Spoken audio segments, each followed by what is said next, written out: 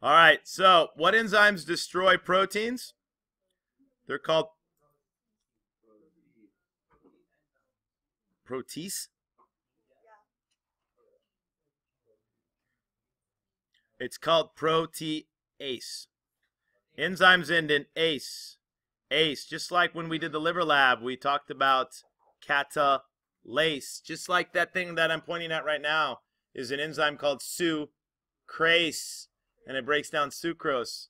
Enzymes end in ase. So the enzyme that destroys DNA, ACE, right? It's actually called a nuclease, but we call it DNase for short. So Avery narrowed it down by using these enzymes to destroy all the different things that could have possibly transformed the rough into smooth. And he narrowed it down to DNA, because when he used DNA, or DNA nuclease, to break it down, it wouldn't transform, so we narrowed it down to DNA. What experimental batch of heat-killed, smooth, and live cells resulted in the mice surviving? Okay. This is from the cells that were missing the protein and RNA were able to transform our cells into S cells. However, cells missing DNA did not transform our cells. So the batch that didn't have the DNA, if the R didn't have the DNA from this guy, it didn't transform. R cells will transform into S cells. Right? Let's read this really quickly in the very beginning. The nucleic acid DNA is an organic compound. DNA is made up of repeating subunits called nucleotides. Magic word. Each DNA molecule consists of 2 long chains of nucleotides. And then they go on explaining what a nucleotide is. So what sentence notes the main idea of the passage? I would say either 2 or 3, but I like 3 a little better. Each DNA molecule consists of 2 long chains of, what are they? Nucleotides. What is the main idea of the passage? Right? It's describing the structure of DNA. And that it's a double polymer that's consisted of 2 long chain of nucleotides. What supporting detail does sentence 3 provide? It provides, sentence 3, that DNA molecule consists of 2 long chains of nucleotides, right? DNA is made up of repeating subunits called nucleotides. That could also be the main idea of the paragraph. So, across from G is C, right? So G stands for guanine, so C stands for? Yeah. Virulent means it's disease-causing, right? That's the S strain. Transformation is when you get organism 1 and organism 2, when the DNA of one organism gets into another organism. This organism is said to have transformed. A bacteriophage is a virus, not a bacteria. A bacteriophage is a virus that attacks a bacteria and uses it as its host. The virulent strain of bacteria S causes disease because it has a capsule. Oswald Avery and his colleagues showed that the transforming agent was, guess what? DNA, because when he broke this down and he broke this down and he broke this down, it transformed. But when he destroyed the DNA with what enzyme did he use to destroy DNA? DNase. What enzyme did he use to destroy DNA? Oh, look, it's right back up here. Oh, look at that. We already answered that question, right? So when Oswald Avery took all the stuff out of the smooth bacteria, this extract, and he used DNase to destroy DNA, and he mixed all this stuff with the rough, did the rough transform? Yes or no? I'll repeat that. When Oswald Avery destroyed the DNA from the smooth, right? He destroyed it from the smooth, right? He destroyed the DNA from the smooth, right? That was heated up. When he mixed smooth with rough, did it transform? No, because the only thing that it matters is the DNA.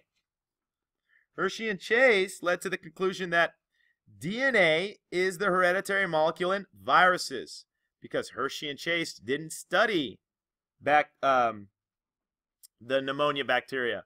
They studied viruses. Hershey and Chase used what organism in their experiments based on your reading? Did they use the pneumonia bacteria?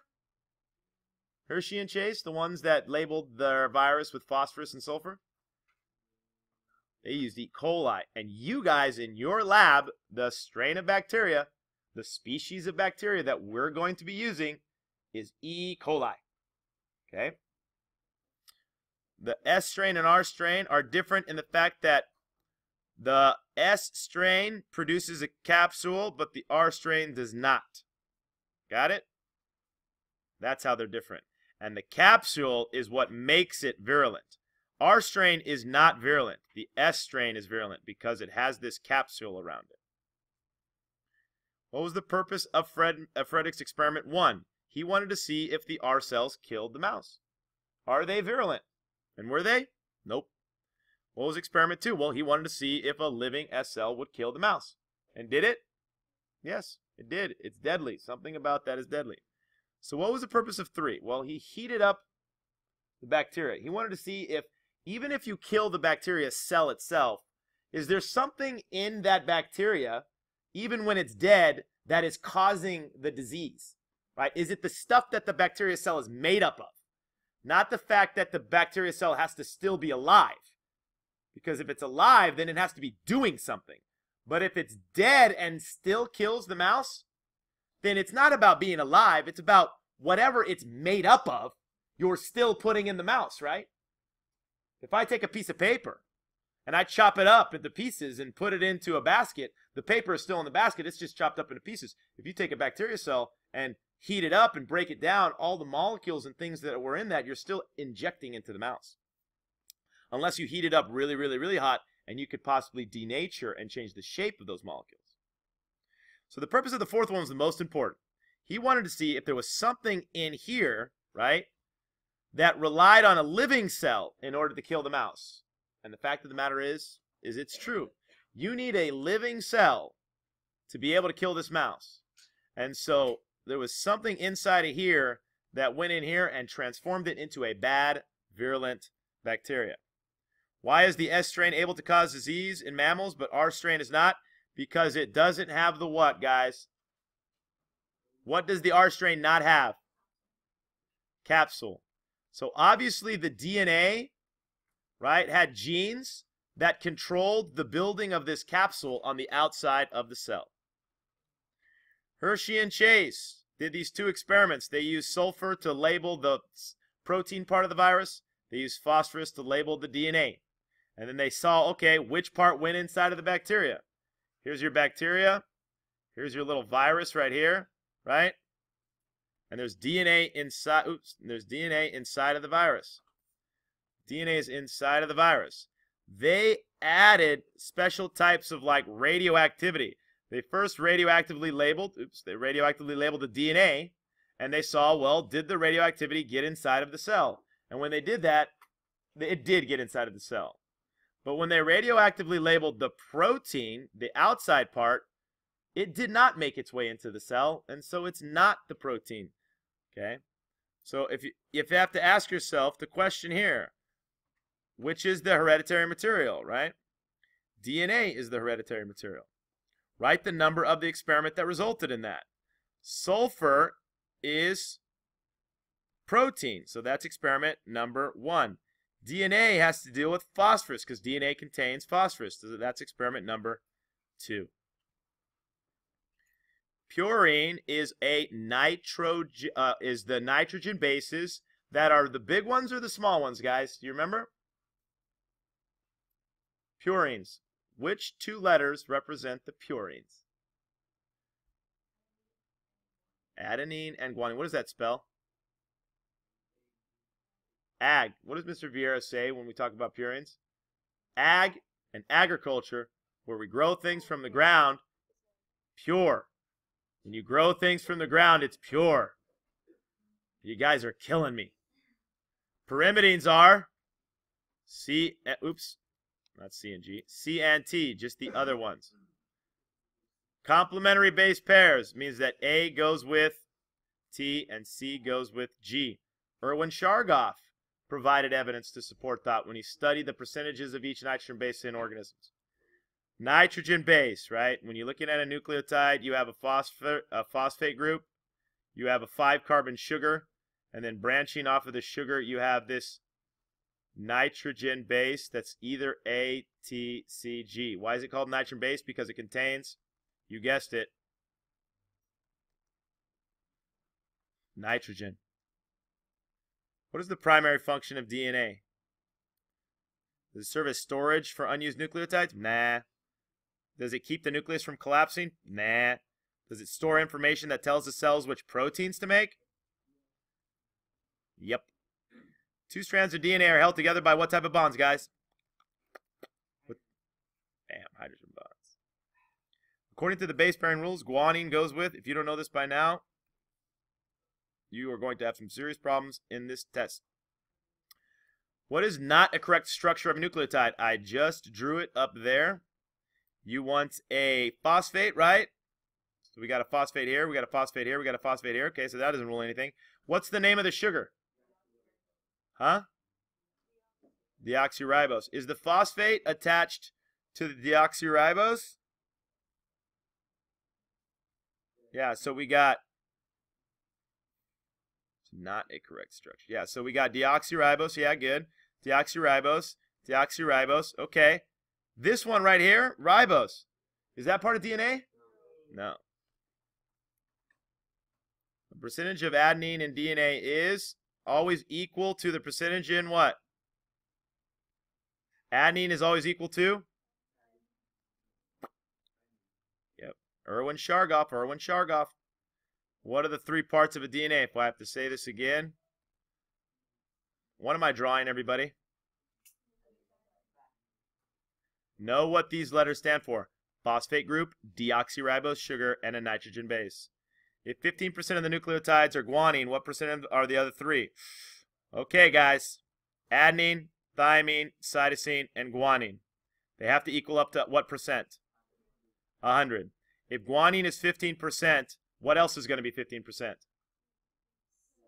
Cytosine. What is 15 plus 15, class?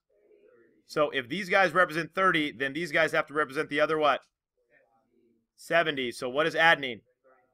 You guys are very smart. Why is complementary base pairing important in DNA? Because it allows DNA to copy itself. How did X-ray diffraction photographs help Watson and Crick? Rosalind Franklin took these pictures that looked like this.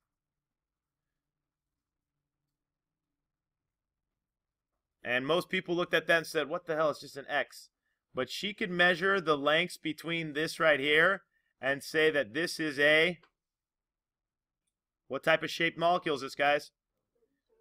It is a double what? Is a helical structure. It is a helix. Specifically a double helix. A is pointing to what? What is that guy right there? Deoxyribose sugar. So what's this guy right here across from C? What's this guy going to be? That's going to be guanine. He's a nitrogen base. That's T, right? These are, what are these guys, these dotted lines represent, by the way, guys? Hydrogen bonds.